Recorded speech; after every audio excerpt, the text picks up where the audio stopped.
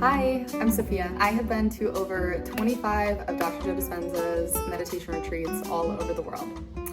3 years ago, I went to my first event as somebody who was participating. It was Niagara Falls in 2022, and it really changed the course of my life and the trajectory of my life. And I just wanted to make a video today and basically talk about both my journey at these retreats, what I've learned, the way that it's impacted my life, and also the takeaways I've kind of had about life as a whole and the way that our world operates. So this is my first video, but I'm gonna start making content that's similar to this, just talking about my journey, my relationship with spirituality, everything I've learned. So if you are interested, please feel free to follow along. Okay, let's get into it. First things first is when I went to my first ever event, it honestly changed so much about the way that I viewed the world and the way that I viewed myself. But the first major takeaway that I had was how much hope we can have for the direction that our world is headed. Now listen, I know that this is counter because of what we see in the media, the way that things are presented. There's so much negativity that we're witness to, so many cultural events that we see, so many things that we see portrayed, and just intensity in the world. I feel like over the past 5 years, it's really, really ramped up the intensity that's out there. And when I went to my first event, I was at this place in my life where I was really looking for something. I had graduated college. I was living this life in New York. I had this stability and this ability to support myself for the first time. And with it, I just felt like this can't be everything. And I was really stuck in the news cycle. I would see things and I would see the way that our world was going, and I would just kind of buy into this narrative that things were going in a negative direction. And after my first event on the 7th day, I remember looking around, and the events are usually between 1,500 to 2,500 people, typically, can vary from that a bit, but the one that I was at, I think, was around 2,000 people. And I just remember looking around and I was like, if there's 2,000 people at this event that believe in themselves and believe in each other, and where you're making eye contact and smiling at people, and people are dancing with each other and looking out for each other, and it's like, you're strangers, you start as strangers. But if there's 2,000 people that live their lives this way, our world is going to be okay. I don't even really know how to put this one into words, but it just gave me this really tangible feeling of hope, that just the small kind of microcosm of what I was seeing that is out there in the world, the negativity, the way that people interact with each other, that it wasn't truth. Just because it was what I was bearing witness to, it wasn't truth. And honestly, this in and of itself was such a powerful shift, because hope is the basis of so much, I think, for humans. Hope and belief that things can change. And this kind of funnels into the next point that I was going to make, but we just can't see things objectively all the time. There's too much stimulus, there's too many things that our brains are trying to process. And so if you're looking for negativity, it's going to filter for it. And so really that feeling of hope was the first kind of major realization that I had coming out of one of these events. That leads me into the second point, which is talking about the reticular activating system. The reticular activating system is a part of our brain that you can basically think of a filter that is processing everything that we are witnessing at all times. Our brains are taking in so much stimulation, so many different things at any given point in time, that we literally cannot consciously perceive and filter for everything. And so the way that our brain operates instead is it takes in all the stimuli and then it filters for our beliefs. Something that we're looking for, something that's important to us, which then filters for the things that we're consciously aware of. Now, this can be as simple as if you've ever been about to buy a car and you're looking at, say it's a Subaru Outback is the car that you want to buy. All of a sudden, you're out in the world and you've never seen so many Subaru Outbacks on the road.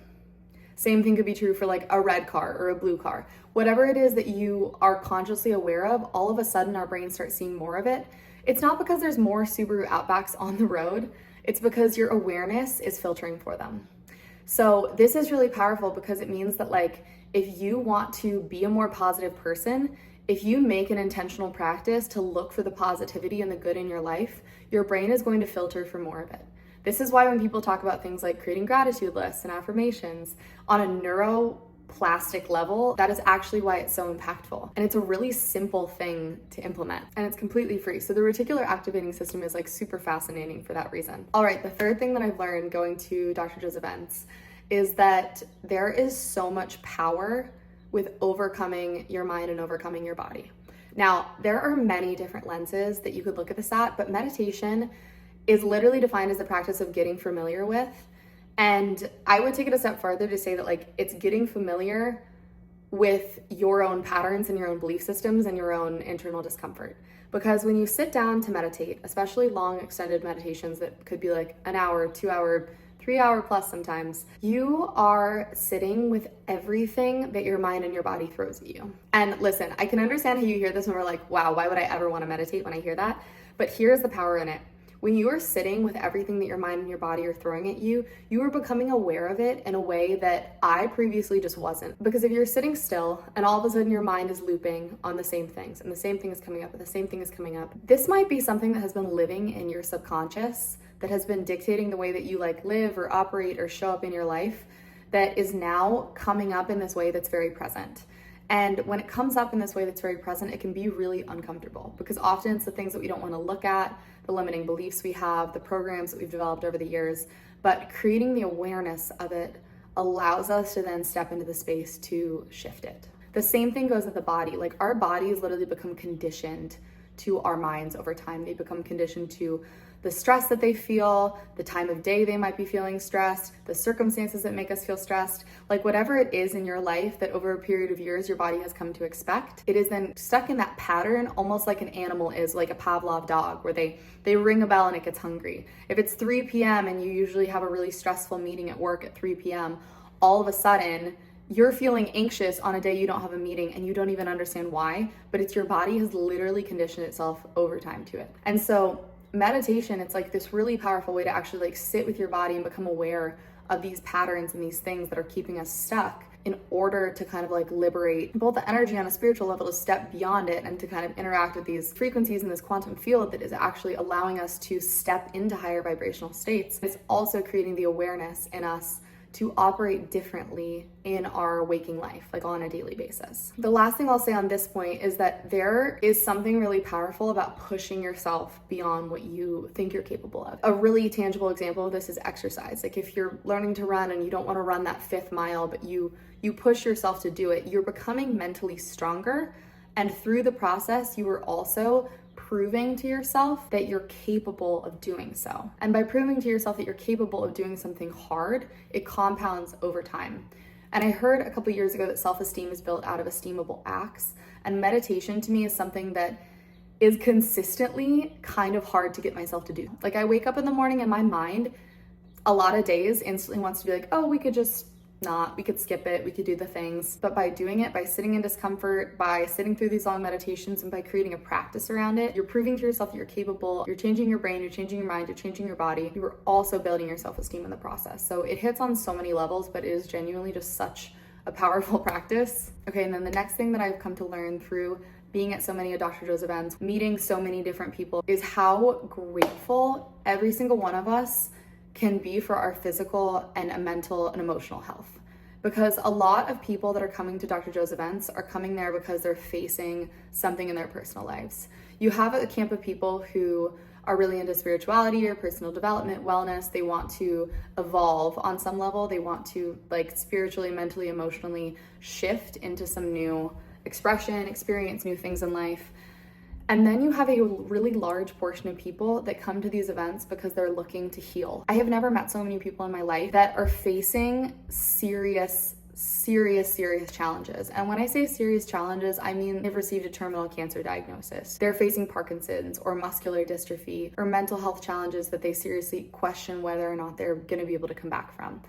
And I've witnessed so much strength in these people, so much strength to believe that there's a future for them despite what they're going through in their physical body, which I think is one of the hardest things to do, because if everything in your 3D world is telling you, oh, you're sick, you're in pain, you're dying, you're not going to be okay, you're not going to come back from this, if you can sit through everything that's coming up in your mind and body and still believe that you're capable of changing, I think that's like gotta be one of the ultimate examples of like strength of the human spirit, honestly. But that is an aside. For anybody that is not facing health challenges like that, to be able to walk to the car in the morning, to be able to move our bodies, to be able to wake up and go to school and go to work and have the privilege to just operate in a normal life, I have met people who would give everything that they have just to be able to live a like quote unquote normal, standard, boring life because they're facing such deep, deep, deep challenges. And I don't think I realized just how many people face physical health challenges until I started working Dr. Joe's retreats. And I know that like, obviously it's a bigger subset that are coming to these events because they're people that are there for the purpose of healing, but it's just such a reminder to be so grateful for what you have, this body you have, regardless of what it looks like, regardless if you can run a mile, just gratitude and like reverence for the fact that you are alive in a healthy living body despite everything else that might be going on. Like if you have that, I heard a quote that was like, if you have 100 problems and you get a health diagnosis, you all of a sudden have one problem, because health is like the base of what we need to survive and everything else is just second. So all that to say that that's like something you can root into regardless of what else is going on in life. But it's been a massive wake up call for me, and just like all the things that I took for granted and didn't even realize. I don't want to make this too long, so I'm probably going to cut it off there, but thank you guys so much for watching this video. Let me know if there's other content related to Dr. Joe's retreats that you would like below, or just related to spirituality in general. I want to start posting these videos on like a weekly cadence. I'm just feeling really called to put more content out there, to like give advice. I love giving advice, but people don't really like receiving unsolicited advice. So it feels like a really great outlet for everything. And yeah, if you're here, thanks for being here, and I hope you have a great rest of your week. Bye guys.